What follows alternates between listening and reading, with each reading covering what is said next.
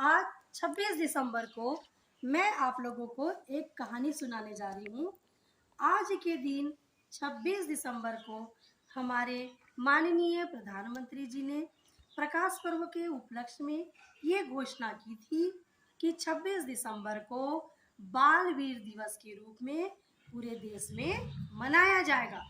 तो हम लोग तो जानते ही बाल दिवस मनाते हैं 14 नवंबर को, लेकिन ये वीर बाल दिवस क्या है, आइए आज मैं आप लोगों को बताती हूँ।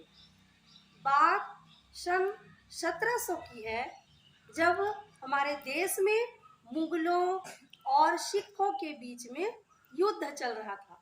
आप लोगों ने एक श्लोक सुना ही होगा कि जननी जन्मभूमिश्च स्वर्गादपि गरीयसी, मतलब जननी मतलब माँ और जन्मभूमि मतलब जन्मभूमि जहाँ हम जन्म लेते हैं।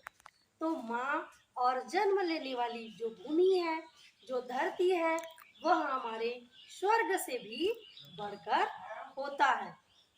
आइए आपको कहानी सुनाती हूँ मैं, दो वीर सपूतों की, जो हमारे देश के पहले ऐसे बाल वीर हैं और बाल शहीद हुए हैं। बच्चों, 1700 की बात है, जब मुगलों और सिखों के बीच में युद्ध चल रहा था। तब हमारे सिख धर्म के 10वें गुरु गोविंद सिंह जी के 4 पुत्र हुआ करते थे और चारों ही बहुत ही न्यायप्रिय, ईमानदार और सच्चे थे। औरंगजेब के बारे में आप लोग आगे जाके पढ़ेंगे कि औरंगजेब ऐसा शख्सियत था जिसने सिंहासन के लिए अपने भाइयों और अपने पिता तक को भी जेल में डाल दिया और मरवा दिया। तो वही औरंगजेब जिसका पूरा ध्यान आनंदपुर के किले पर था, उसने गुरु गोविंद सिंह जी को एक पत्र लिखा, जिसमें उसने कुरान की कसम खाते हुए कहा कि अगर ये किला आप छोड़ देते हैं तो मैं आपके परिवार को पूरी तरह से छोड़ दूंगा।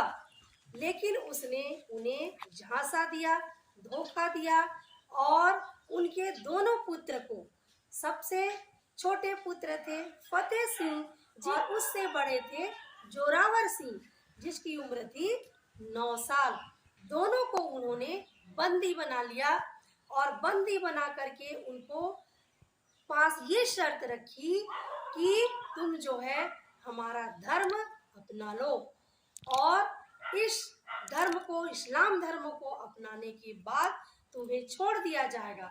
लेकिन वे गुरु गोविंद सिंह जी के संस्कार में पले बड़े थे, उनके रक्त में स्वधर्म और स्वदेश के प्रति बहुत ही ज्यादा भक्ति थी। तो उन दोनों बच्चों ने स्पष्ट रूप से इनकार कर दिया कि भले हम अपनी जान दे देंगे, लेकिन हम हमारा धर्म परिवर्तन नहीं करेंगे।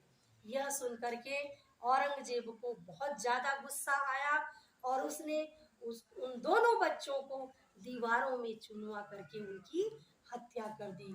और इस प्रकार से वो दोनों मासूम बच्चे, जो अपने जीवन में अपने बाल्यकाल की पूरी तरीके से जी नहीं पाए थे, उन्होंने अपने स्वाभिमान को बचाते हुए अपने देश और अपने धर्म के लिए अपनी जान दे दी। तो ऐसे दोनों बच्चों को, वीर शहीद को, बाल वीर शहीद को आज हम श्रद्धांजलि देते हैं। उनके नाम पर आज हम ये वृक्षारोपण